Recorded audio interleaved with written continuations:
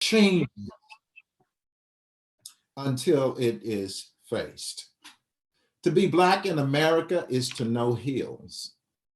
And while it is very tempting to give a year's end review, reciting for you how horribly disturbing and difficult 2020 was, what it revealed about the resiliency of racism and white America's desperate attempts to paper over violence and violations her colonial forebears set in motion in this criminal enterprise we call America.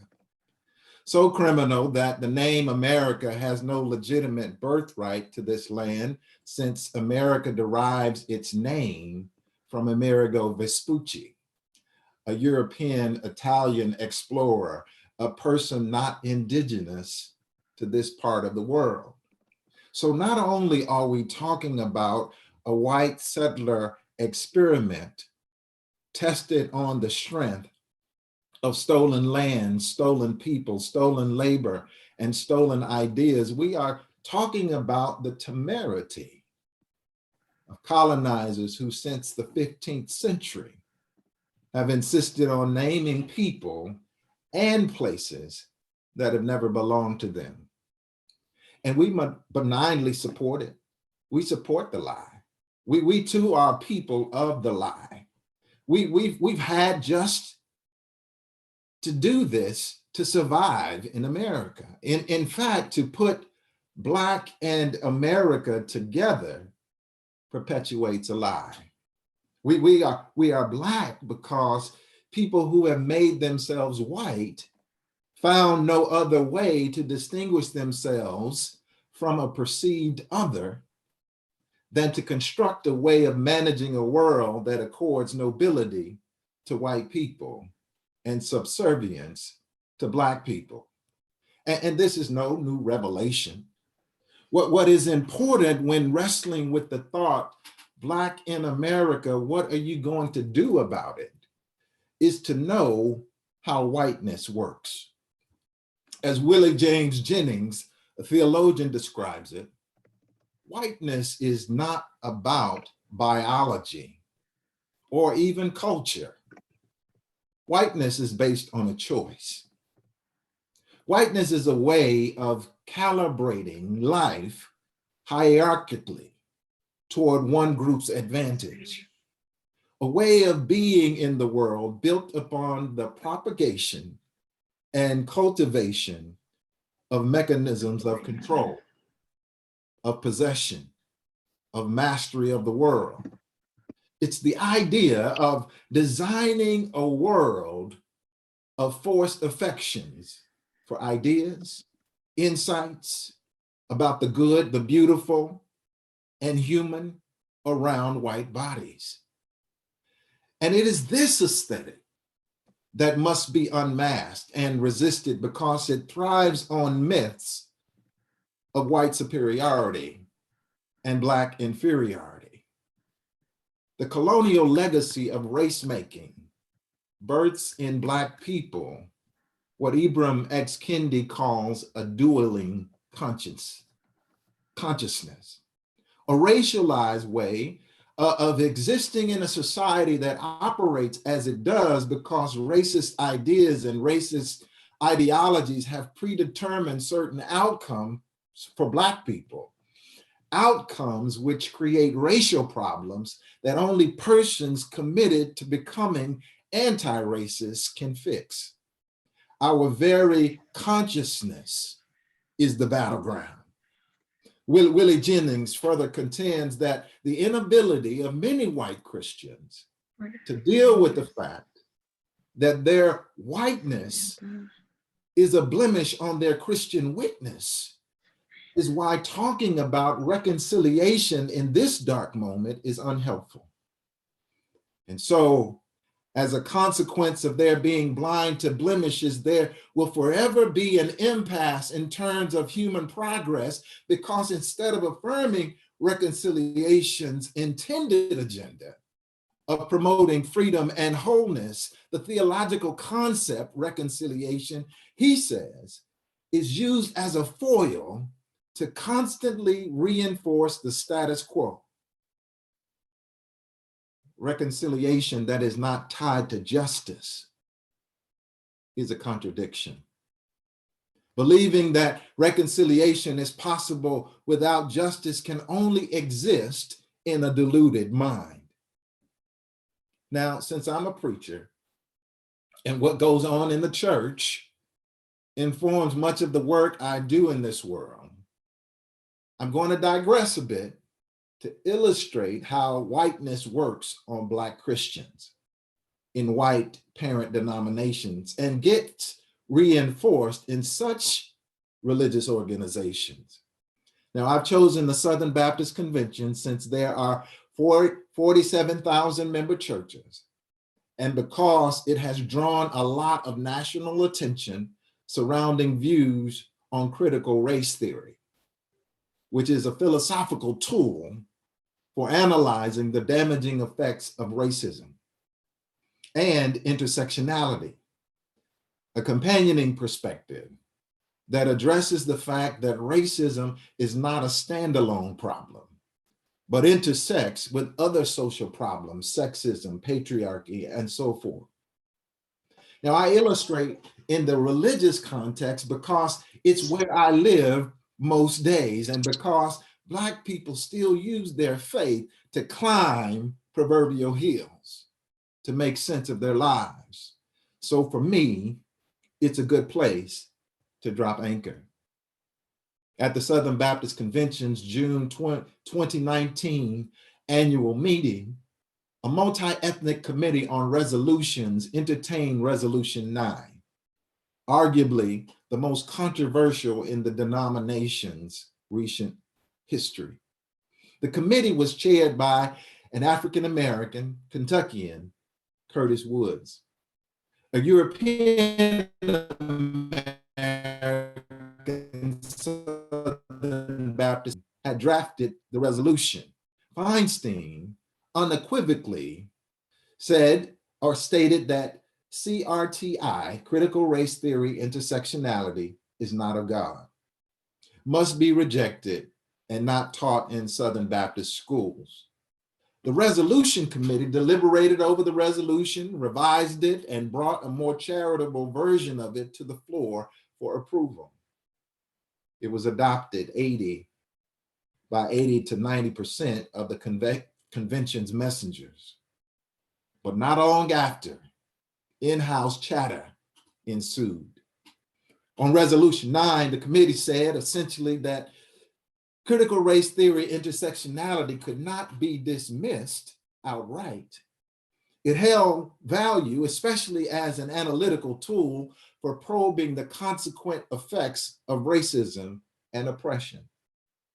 The committee argued that though it is a helpful self-critical tool, it is nonetheless a tool that is subordinate to the total sufficiency of Scripture. You would think a tool for helping white Christians to look into the mirror, to understand and confront the problem of racism would be welcomed, especially in a denomination that publicly apologized for its founders' support of and failure to repudiate chattel slavery. It came as no surprise that in the fall of 2019, the first public rebukes against the resolution began. Famed white evangelical theologian John MacArthur mockingly declared that the Southern Baptist Convention had officially stepped into the abyss. Others who were skeptical learned how CRT worked more than they would have otherwise known.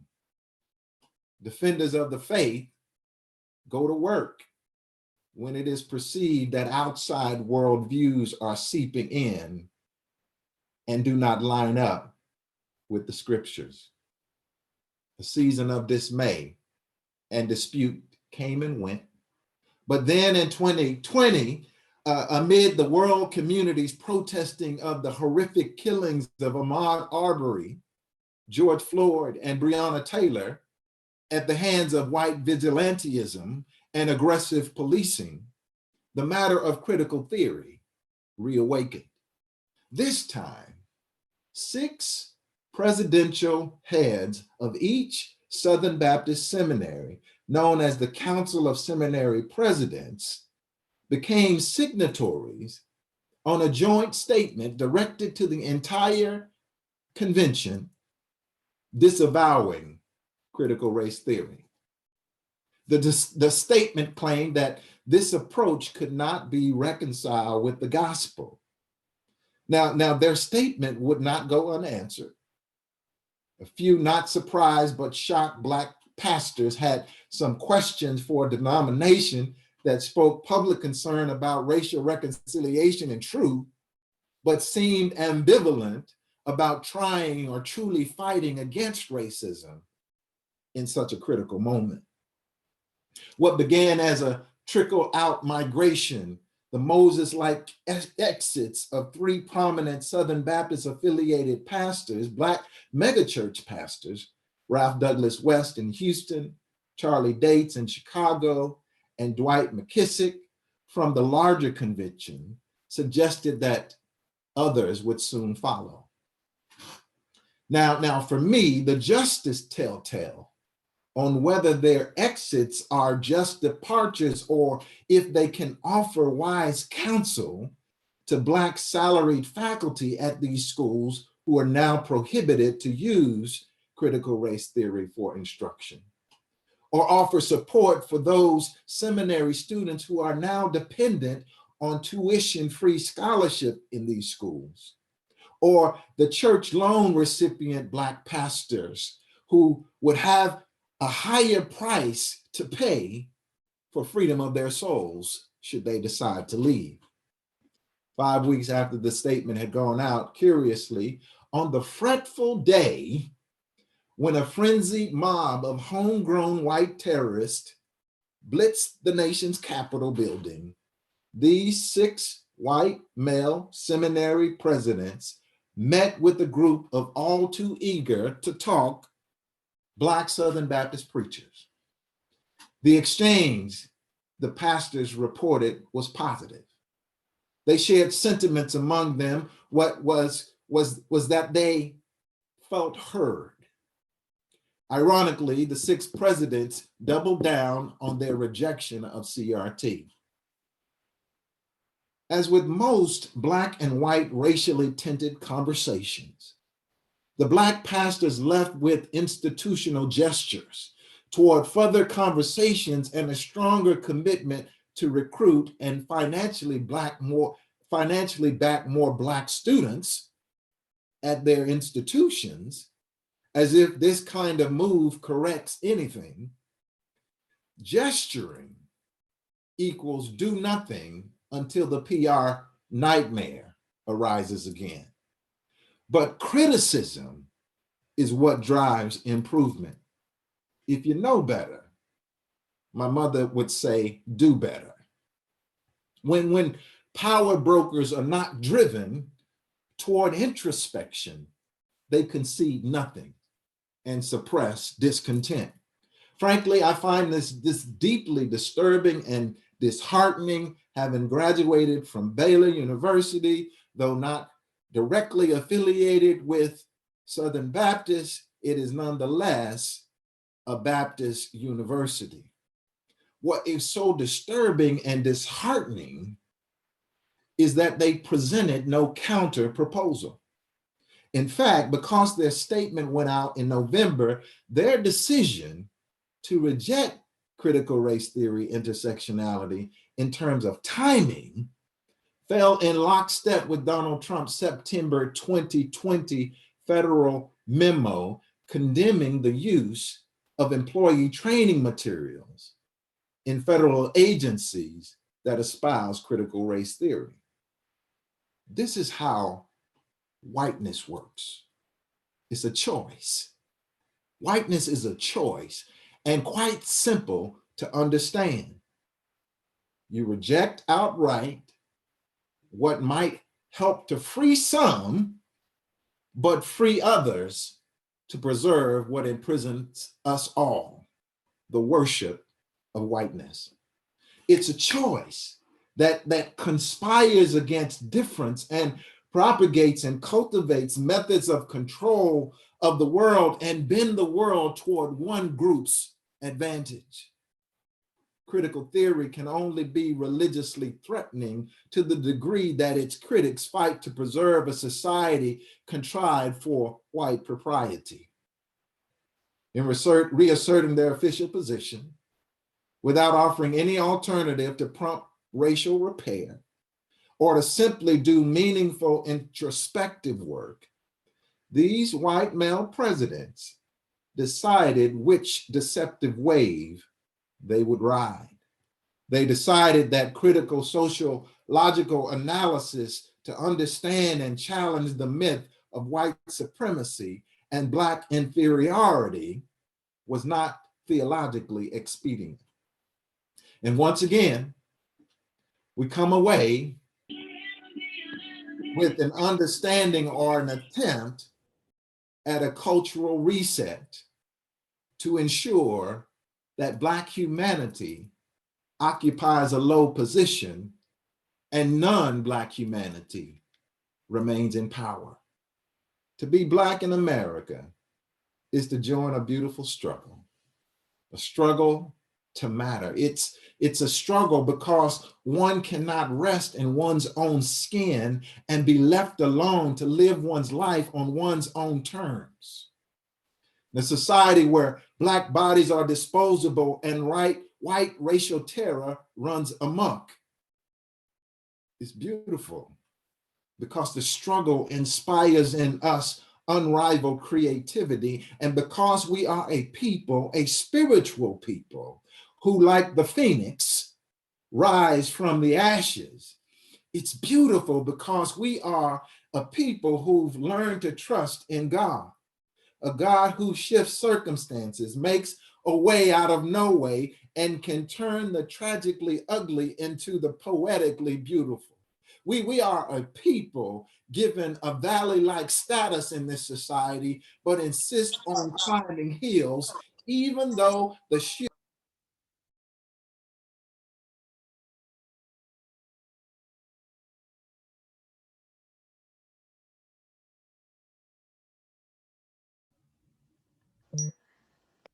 You have to unmute yourself, Kenyatta.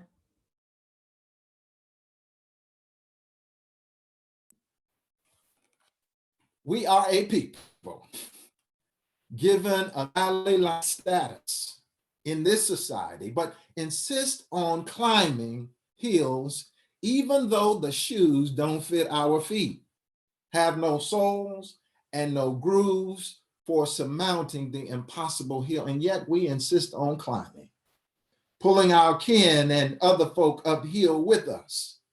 We keep climbing hills knowing that not climbing is never an option, knowing that we dare not climb without taking another sister or brother uphill with us. We keep climbing hills, knowing that not climbing is never an option. We climb hills, to borrow from that poetically brilliant young sister, Amanda Gorman, who spoke with piercing poignance a poem she titled The Hill We Climb at the Biden-Harris inauguration, while carrying her own silent testimony that she could not pronounce the letter R without struggle.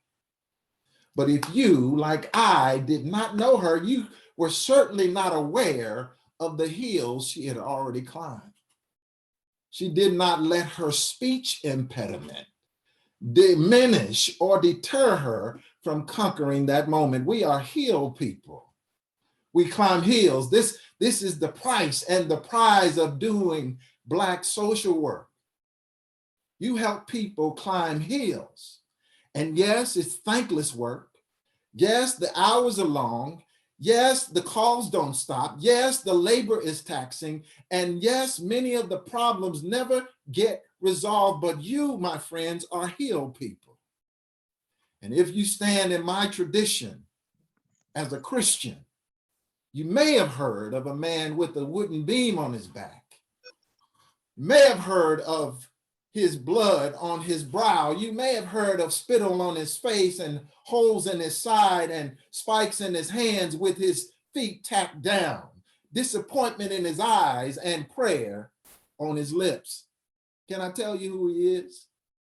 His name is Jesus. He is that hill conquering, grave robbing, soul saving Redeemer who gives us hope when we have no strength to climb.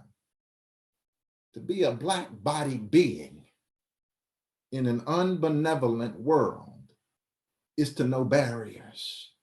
To be a black bodied being in a society where repentance is rare and racism is resilient is to know hills. Hills that seek to hinder but can be overcome. What does it mean?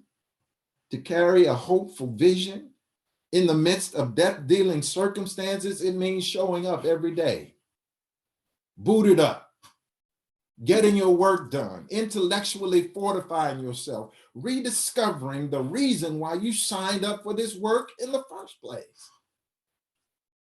It means anchoring yourself in a posture of spiritual nobility, becoming better acquainted with your noble history of beauty and struggle. Thank you. Yes, yes, yes, yes, yes, yes, yes. I'm motivated now. I know. Oh my goodness. Oh, that was amazing. We want to open the floor for some Q&A. Any questions, you can put them in the chat. You can say them yourself.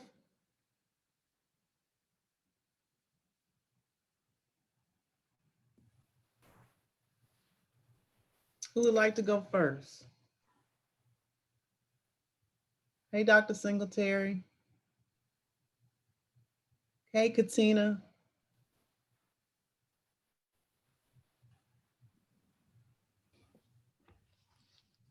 Well, I'll go with the first. Yes. Hey, any questions? This is our Q&A portion of the program. I don't need to go first, Trinia. Please, you go ahead. No, I want you to go. You're our guest. You go. Well, I am humbled and honored to be here. And it's about time that a white man's the minority in a space where truth is being offered like this. Is a shift that is needed. And my question is how do we do that? How do we get this out of Black space where you already know this truth? I mean, I hate to say it, but this is preaching to the proverbial choir. Now it reinforces a strength that is needed, and it builds this community, and it enriches. But I feel like I'm beating my head against the wall, trying to help white people understand how we have failed and continue to fail. And I do not know how to get this in the hands of our own Truett Seminary and our own religion department. Dr. Gilbert, you know what I'm talking about. You know, Baylor, it's the same Southern, we are no longer Southern Baptist here at Baylor, but we moderate Baptists have not found the way. And so I appreciate this, but I would love any insights on, and maybe it's a mission that's destined to fail right now because the power of whiteness is not interested or ready. But my question is just, how do we continue to move this into white heads? Yeah. No, Dr. Singletary, thank you. That's a great question. I think we approach our conversations in humility and do the hard labor of trying to empathize, but also being mindful that we always have to fleece our hearts and to own the fact that we have inherited certain evils that we ourselves need to face. And for my white brothers and sisters, I think even asking the question, what should we do, suggest that someone else ought to answer that question for you. And to be a people who historically have had access to educational materials, who propagated mission work in spaces where others have been muted a voice, it also suggests to me that that the place to start is in the spaces of access. Like, how do I critique the materials that have indoctrinated so many people in a direction that that has distorted a person's worldview. Now, there is a book, a very important book. I talked about Willie Jennings, and his book is called After Whiteness.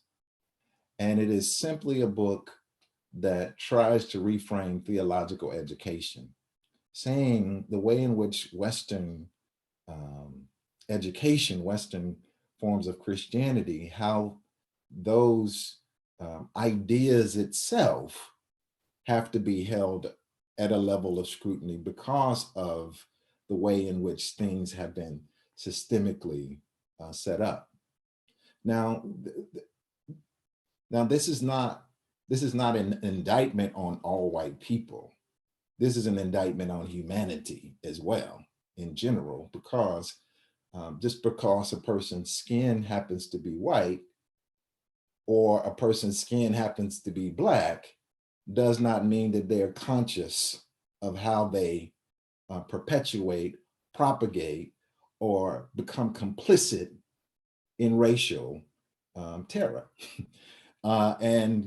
Anytime we are in a system where ranking is set up based on race, no matter where we are in the world, it creates hostility, it creates discrimination, it creates all manner of evil that we have to fight against.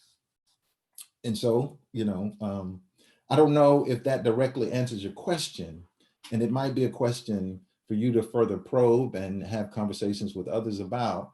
But at the end of the day, I really think it's about kind of sitting in silence, checking one's own self, checking one's own people when necessary, and doing the hard work that is a spiritual work as well. Justice is a spiritual work. Thank you. And I would like to say Dr. Singletary is our Dean of the School of Social Work at Baylor, and he is, someone introduced me to him and said he's an amazing human being. And when I met him, I said, I want to meet an amazing human being. And he is that. And he is one of the greatest allies. He supports our organization. And I'm just thankful for this season with Dr. Singletary. Anybody else have questions? I seen Asia might have had some questions. Hi, Miss Trina.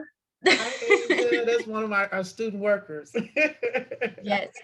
So thank you so much for opening this space, because I've been wanting to join one of these for a while now, and I'm a little sad I was a little late, but that's besides the point. I'm still here.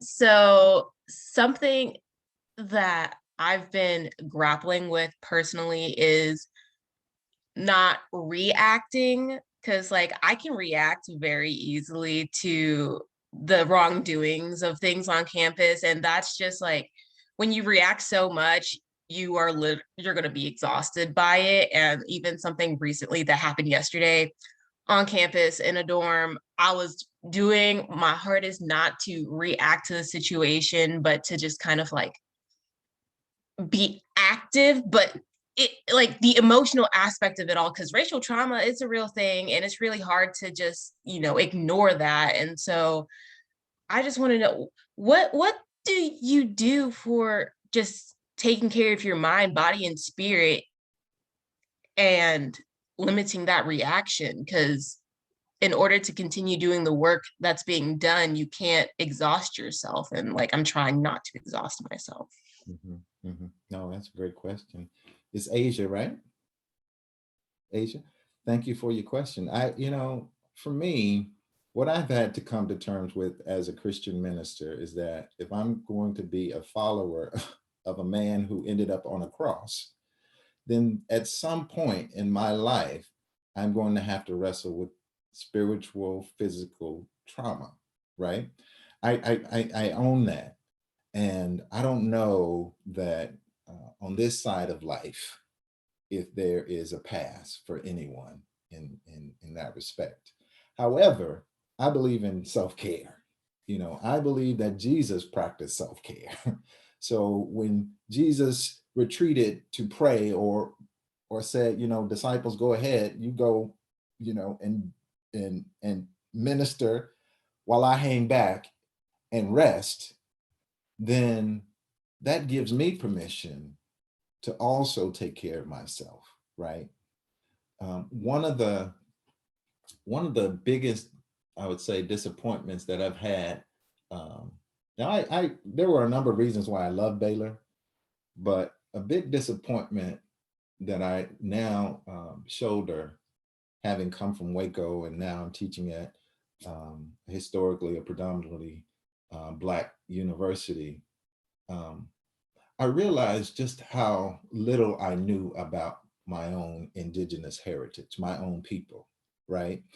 And a lot of that was at no fault of my own. It just happened to be that the curriculum that I was introduced to as a child forward, there are some Pan-Africanness at Howard. I'm like, I don't even want to have a conversation with you because I don't know enough, right? And so I understand when people feel like they're at a disadvantage because they, for whatever reason, are not caught up. So, and this is somewhat answering your question, Dr. Singletary. It's just the notion of, how did I get this far in life? And I didn't know this, or I didn't know that, right? And so that's why I say we have to enter these conversations with humility, and we have to also encourage one another, just to know that we're in this to learn this thing by, ourselves. Now, I would also say, and I'll leave this, Asia, those things that exhaust us sometimes are also those things that inspire creativity and inspire in us a sort of inspiration that may not manifest in that very moment, but it might even help us to be more truthful in the way in which we confront various, racial harm or microaggressions, any of that stuff. Just speak your truth and be on your way. If that's the, I'm the go along, get along type of guy. And, I learned that at Baylor, but, again, if something is hostile to my humanity, then it doesn't exist. It doesn't need to be in my life, right? So that's a long response to That's okay. For those of you who don't know, Dr. Gilbert's dad was the first Black man to graduate from Baylor. Dr. Robert Gilbert, I believe, yes.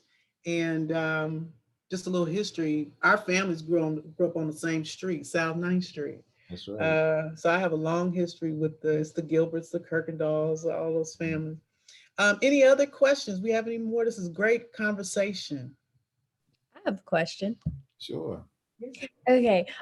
So I was just wondering if any advice or guidance you may have. Sabrina, Asia, and I are the co-founders of Black Leaders Moving Social Work in the Garland School of Social Work. And so we have been working a lot in advocacy and social justice, but sometimes, I guess, like Asia said, it can be a little frustrating because it's kind of like, how do we educate? How do we promote? And how do we kind of advocate on behalf of our people as well? So just any advice you can have to navigate all of the trickiness of that situation. Yeah, no, that's excellent. I don't know enough about kind of the intricacies, at least kind of the theories behind social work. I understand what you do, right? But there's a lot for me to learn. If you want to put this in a kind of a religious context of how you can find support and propel what you're trying to do as leaders, then I could recommend you to some resources to do that. Now, what I would say about where you are in your development as social workers, as students, is just to continue to build coalition with one another. I think the autonomous leader has had her or his day. You know, it just does not work. It does not work. And so the tighter your bonds are, the more you're kind of having conversation with one another. Um, being self-critical, I think leadership becomes more doable and more enjoyable. I think organizationally speaking, we even have to sometimes question the way in which hierarchy works in leadership, and finding ways to promote access, egalitarianism, where there is kind of mutual sharing and support. I think you can get a lot done that way. And then be guided by people who want to ally with you. You know, I actually worked in student activities when I was at Baylor, and I started a Bible study group along with a few others. I see one of my good buddies, Keenan Akers, in the meeting. He was also a very active leader while at Baylor with me, and he's now continuing to do great work in Georgia. And so, you know, just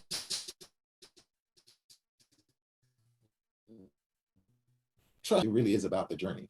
Trust your journey, and don't give up. Pray. You got some hills to climb. Sabrina, right. Asia, you got some hills to climb, and y'all, you know, that's just the nature of it. And I'd be happy to help you guys meet There with we you. go. I don't know if you have an advisor. There we go. Don't forsake the mentoring. Dr. Singletary, if they don't have an advisor, I'd be happy to help. So you guys email me. You can find They me. do, but we all need more advisors in our life. We all need more mentors in our life. So Yeah, I would love to do that. I think people welcome you in as well. You are a Black leader moving social work, so I think you fit the bill of what they're about. That's awesome.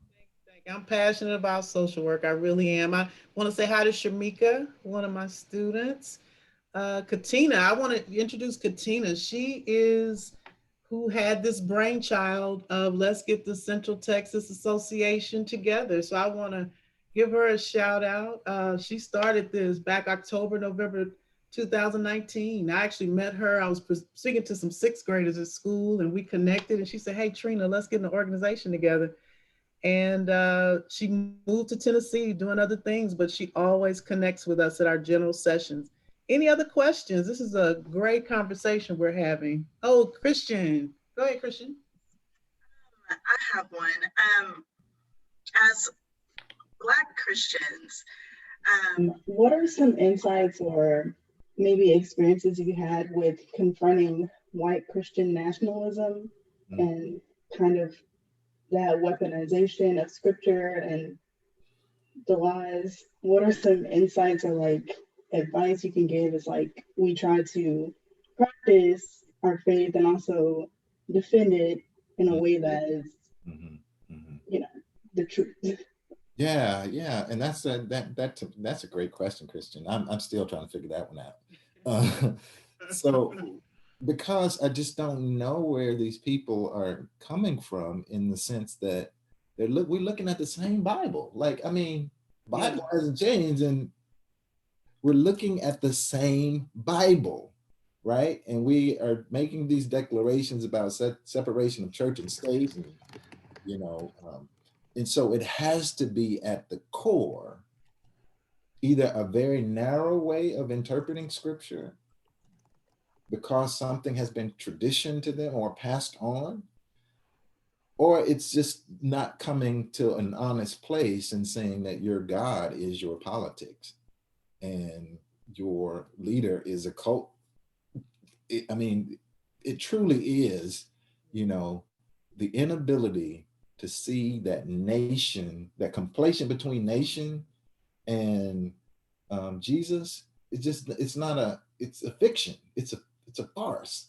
And the more you know about your nation, and the more you know about Christianity, or I should say Christianities, because clearly, there are different versions, and um, and thinking about how that impacts your own spiritual development, um, I think will be important as you move forward. You got to question what I mean. I find it very challenging. I really do, because as Senator Raphael Warnock has written, the Black church really does have a divided mind. It can't distinguish between whether it's going to be, a moderating voice in the culture, or if it's going to be hostile to liberal views, or if it's going to be radicalized by more conservative views. There's a real troubling reality that I don't think we are doing a great job of confronting. Thank you. I know that I've heard a lot of people say this is a season of reckoning. Would you agree with that? Mm-hmm. It's a season of, like covers are being pulled off, it's a season of reckoning, and I've heard that a lot. I don't Yeah, know if you agree with that. yeah, I really do. It's very conspicuous, and I hate to be very partisan, and I really don't see myself, or don't want to see myself, as being a partisan person, but I'm a principled person. I would hope, and my core values, if they don't align with a religious perspective, then I have to ask myself the question why, right? But in our culture today, it's just very conspicuous. Either if you're here or there, then you have staked your claim on who you are as an individual. And I know people always say, don't question anybody's motivations. I'm sorry. If Yeah. if if you choose to ally yourself with someone who does not value your own humanity, then that's on you. And that to me is being complicit with your own demise at best. So Excellent. Any other? Let's keep it going. Any other questions, thoughts? I actually have another question for you. So sorry. Oh Um, no. as you were just talking, it made me think of kind of wrestling with racial trauma, but also kind of religious trauma. And so I was wondering if you had any like resources, recommendations, because that's kind of something I'm personally going through, kind of my own faith reconstruction in a way, and trying to relearn my faith, but also relearn my Blackness at the same time. right. Give me 1 second. I'm gonna turn my back on you. Okay, hold on. Oh, he's got books. I'm excited.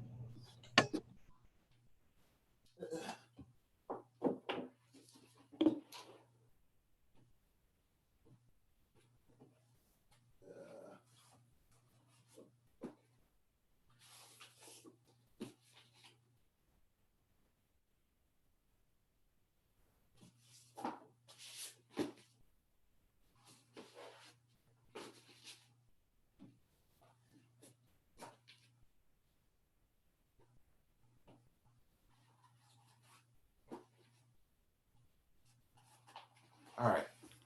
So start here. Very smart, very small book. This is Howard Thurman. If you don't know who Howard Thurman is, he was a mystic and a mentor to Dr. King, mentor, colleague with Benjamin Elijah Mays. And his work and his legacy is now becoming very well regarded. He writes in a timeless way. So Howard Thurman, he's a brilliant person. Jamar Tisby The Color of Compromise is a really good book to have. He talks about the very fact that America's church is complicit in racism, has been and continues to be. And so that's a good tracing. Jonathan Walton's book, A Lens of Love, Reading the Bible in Its World for Our World. Now, Jonathan was the Plummer professor at Harvard Memorial Church. He and I went to seminary together. He's now the dean of Wake Divinity School, which is another Baptist university. But this book is very accessible. You know, there's some claims that, you know, will stretch you if you're theologically conservative in your view. You know, you'll be stretched. And so this is another book I would commend to you. Read everything. I mean, you know, I'm serious. Read everything. There's certain people who will say, no, don't read that because that's going to damage your faith. No, if you're a thinking person and you know how to chew the meat and spit out the bones, if that's you, and it really needs to be you, whoever you are, you need to read everything you possibly can. Reading While Black. This is a new book by Esau McCaulley. He is a New Testament professor, and I've not totally kind of ingested this book, but I'm using this book for one of my preaching classes, and I think it's a good tracing, at the very least, of Black biblical interpretation. Now, you would know that there are tons of scholars who have done work on the Bible from an African American perspective, because a lot of our work gets put to the side, or it's considered a supplement to the core text that that teachers insist that all must read, right? And so centering works, I think, can be very helpful. You all know this book, How to Be an Anti-Racist. I recommend this. Dr. Singletary, if you can recommend this to everybody far and wide in your space, this is I think a very good book. Ibram Kendi is now at Boston University, is establishing a center on anti-racism. My dean, she's the first African-American dean of Howard School of Divinity. She just released this book, In My Grandmother's House, Black Women, Faith, and the Stories We Inherit. So she studied with Toni Morrison. She taught at Princeton Seminary, went to Princeton University, but is now our first African-American woman dean. So I will commend it because I know who she is. I'm not read it yet. I just got it. Of course, you know Ta-Nehisi Coates, Between the World and Me. I would recommend you, if you have, I think it's on no, it's not on Netflix. It's on HBO. There is this was turned into kind of a biographical movie, Between the World and Me. It's a letter that Ta-Nehisi Coates writes to his son. He's a bit of a pessimist in the sense that he doesn't hold a Christian view that there's very much hope in this society. The hope is you have life, so you struggle, right? But brilliant writer. You know, Toni Morrison says that this is required reading, and I agree with her. Yeah, eloquent, very small book. This book is another book written by Howard Thurman, The Search for Common Ground. And again, Howard Thurman, his legacy. So he was a dean at Andrew Rankin Chapel at Howard. Following that, he journeyed abroad learning, the principles of nonviolence, with Mahatma Gandhi. And then he, um, oh man, so he's a Morehouse man, right? And so he's given kind of lectures all over the country. He's a Baptist. He was a Baptist minister informed by Quakers. And again, as I said, he was mentored by Dr. King, and also had a vision to leave his post well, trying to figure out what was first. But he ended up in San Francisco, and he started a church for all nations, all people. He tried to just break down all of the sectarian barriers so that all people could be free to worship together. So now a conservative Christian would reject Howard Thurman on the grounds that they believed he had what's called a low Christology, which is to say there were certain views about what gets focused on about Christ. His principal focus was the life and ministry of Jesus. That's what should inform the way in which we operate in the world. It's this sense of Christ did more than die for us to get us ready and rise and to get us ready for heaven. But Christ expected us to minister to the oppressed, right? And so that book is a classic. And this is a book that I cited from Willie James Jennings, An Education in Belonging. He taught at Duke University Divinity School, and he's now at Yale Divinity School. He's a theologian, so I would commend his book to you as well. And Amanda Gorman's books are coming out. I don't have those, but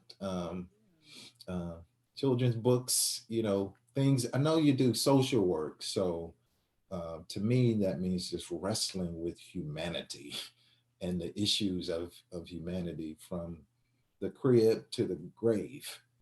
And so getting kind of the mindset right as early as possible in the lives of our people and white people and folk who are privileged in our racially, culturally privileged in our society. If we can minimize the infection of racism as early as possible, then I think we have a better opportunity to right this ship. Thank you, thank you, thank you. Great books, great books. I actually heard of the Coates. I heard Cory Booker made a quote from her, something to the effect, we were enslaved longer than we've been free. And that's something to think about. I have to actually find that. And that's, when you really think about it, that's really something else. Yeah. And absolutely. something else I heard is that white supremacy, when it is conflicted and feel like it's being pushed down, that's when it acts out. And that's what we had with Charlottesville, which led to January 6th. Yeah. Yeah. Any other questions, comments? That sounds like a book there. I'm looking in the chat. Disrupting Whiteness in Social Work. Whoa, Sabrina. Title. That's a good one. Is a book. Oh, it is a book. Yeah. Okay, I was like, I need that in my library. Disrupting Whiteness in Social Work. I'm gonna look for that, Sabrina. Okay. Anybody else?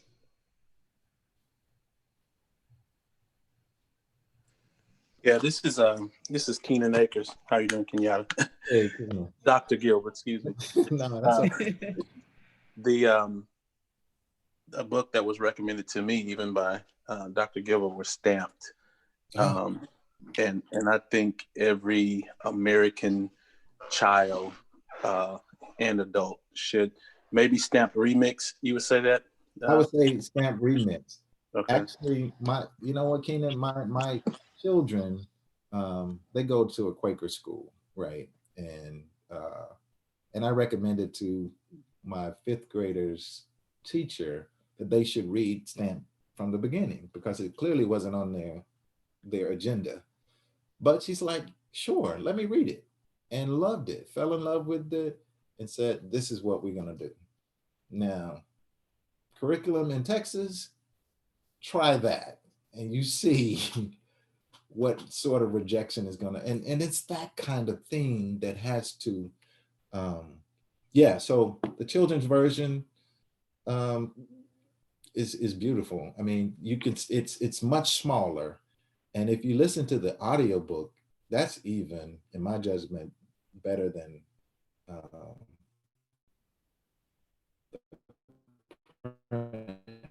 Keep going. I cut in to your conversation. Oh no, that's okay. Yeah, that book is good, but I think that was a theme on some of the questions that I think I can speak to, as you know, being in, I work for the Southern Baptist as a African American man, and things are difficult at sometimes. And like you said, everyone takes their journey, but as you talking to social workers, um, and people who even want to disciple, I think it's important to remember, first of all, um, everyone's dignity comes from God. Yeah.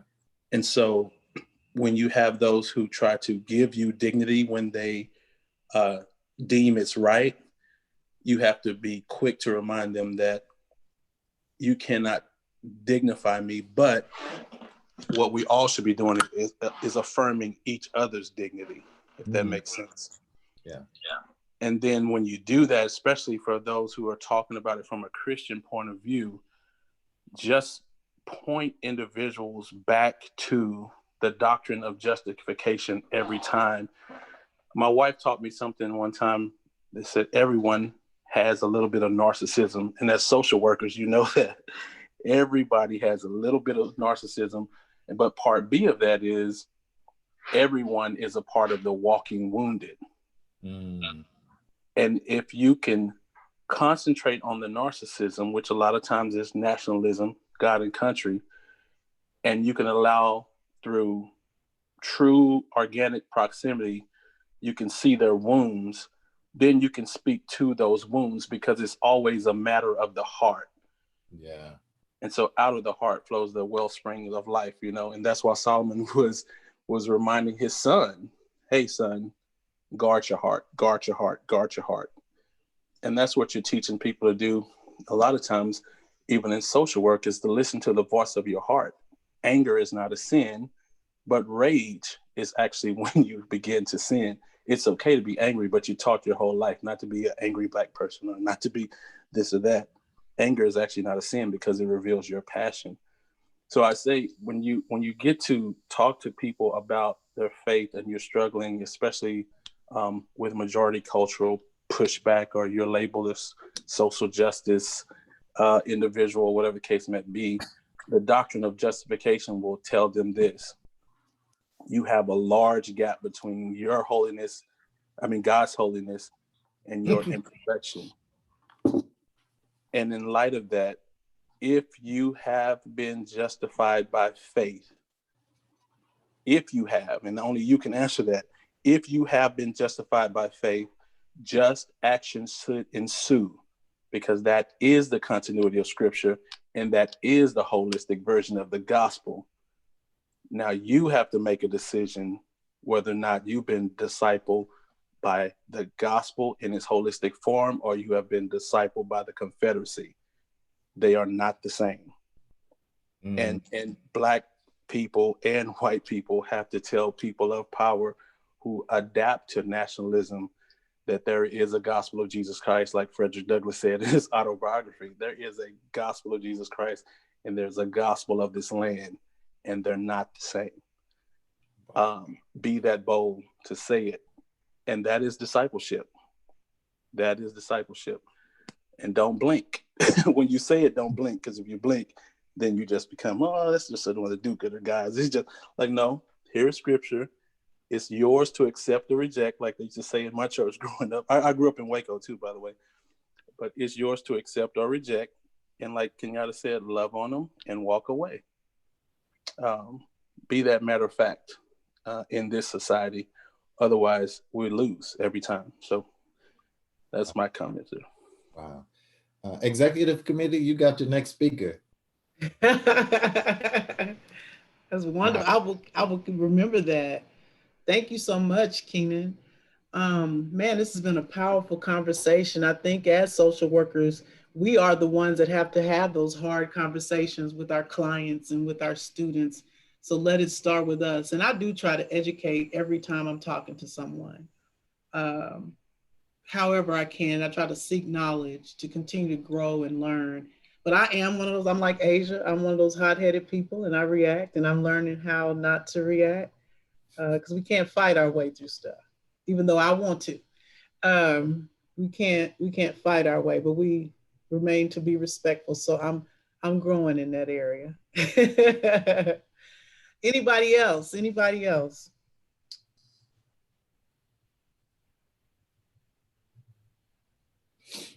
Well, we've had such a rich conversation.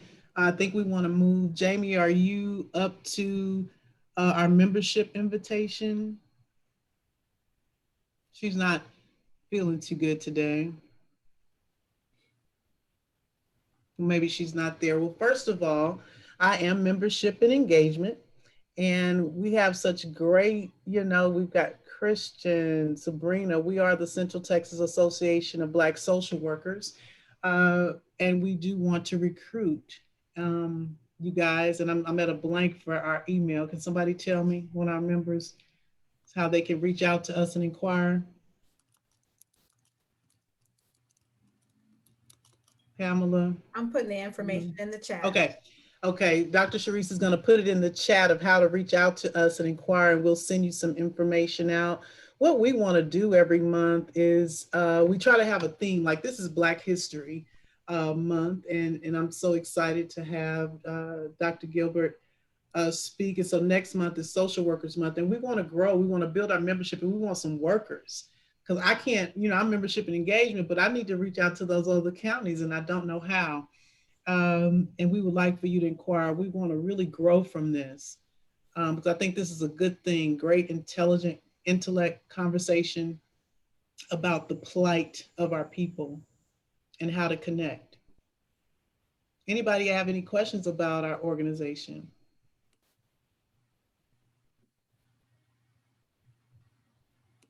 So students can join even if we're Yes. Okay, sounds good. Because we have a meeting for our organization coming up in about like 2 weeks. So we'll be sure to share y'all's flyer and everything in our meeting. Yes, please. And we would love to have you guys join us. And I will make sure to get all the information over to Dean Singletary. Let me pull up our my agenda. Hold on, everyone. Let's see.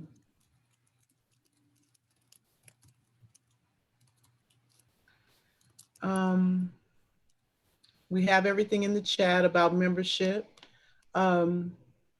Anybody else have any closing thoughts? Anything that you'd like to contribute?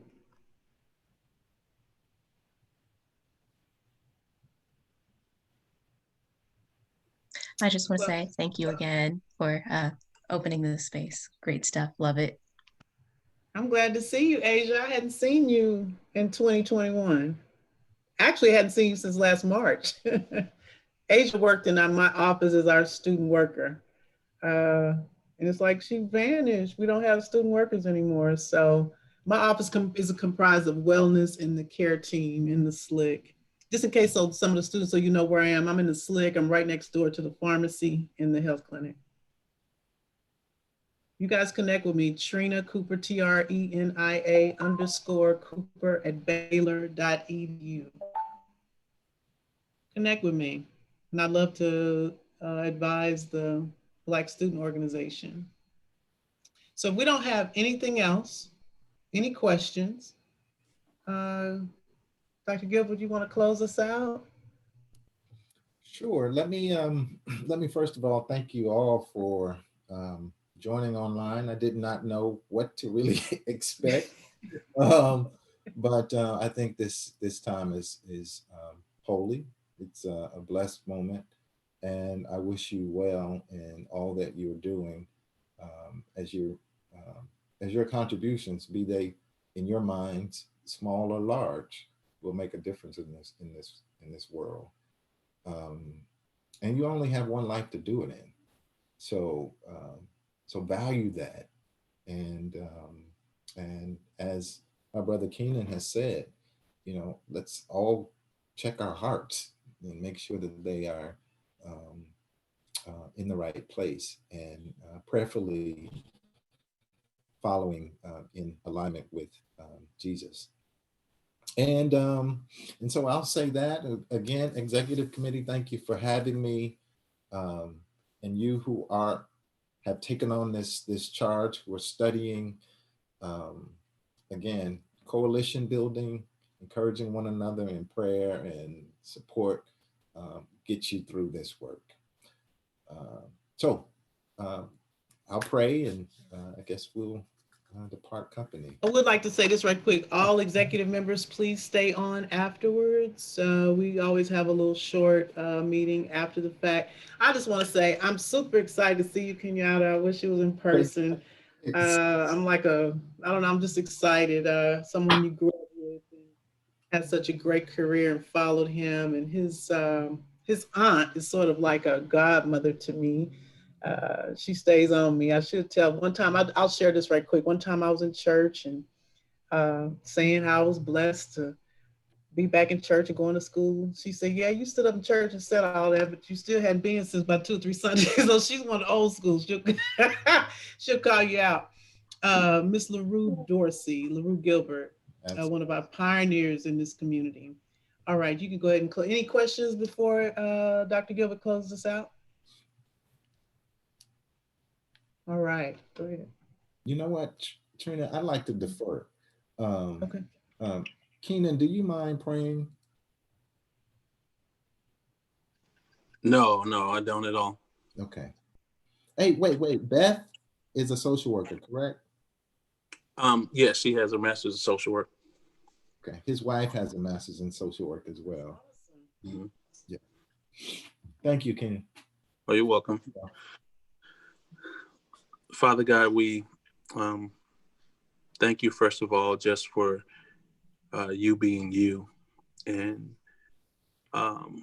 we certainly thank you for daily mercies, because without it, we would be lost. As we said before, help us to remember in humility that we are all a part of the walking wounded, and at the foot of the cross, we are certainly all equals. I do pray, God, that we are able to navigate through this world with really the Bible in one hand and the news and the newspaper in another hand, and be able to speak the truth to our culture, to our different circles of influence, to power, and to those who are both rich and marginalized. I pray that we do it in a healthy and a balanced way. Lord, even as these practitioners go out to help other people navigate through their life, I pray that they have an outlet to know themselves so that they can better know God, and to do an amazing job by walking in wisdom and helping facilitate victory in the lives of other people. Give us all peace when we have calamity around us. And even as the culture moves certain ways that we know, according to your word, is not what you planned. Father, I pray that in our own individual efforts, you help us to remember that we are your workmanship, created in Christ for good works. And in light of that, we're saved to serve. whether people accept our Jesus or not. Help us to bring forth shalom where you deploy us. Give us comfort, give us strength, give us peace on the rest of this day and beyond. And I pray that that comfort, strength, and peace comes from you. In Jesus' name, amen. Amen. Amen. Thank you, everyone. It's a pleasure seeing your beautiful faces joining us. We hope to hear from you with your inquiry into our organization. If you ever need anything, let us know. Dr. Singletary, we continue to thank you for supporting us. And Kenyatta, be blessed. And it was so good to see you. Thank Hope you. to see you in the future. I know you come home sometime. Sometime. COVID has made that a challenge. So, and let me just, if you don't mind, I wanted to introduce you to two other people I see on the Zoom. So Joseph Soros here, he is a student at Howard. He's one of my students right now and research assistant.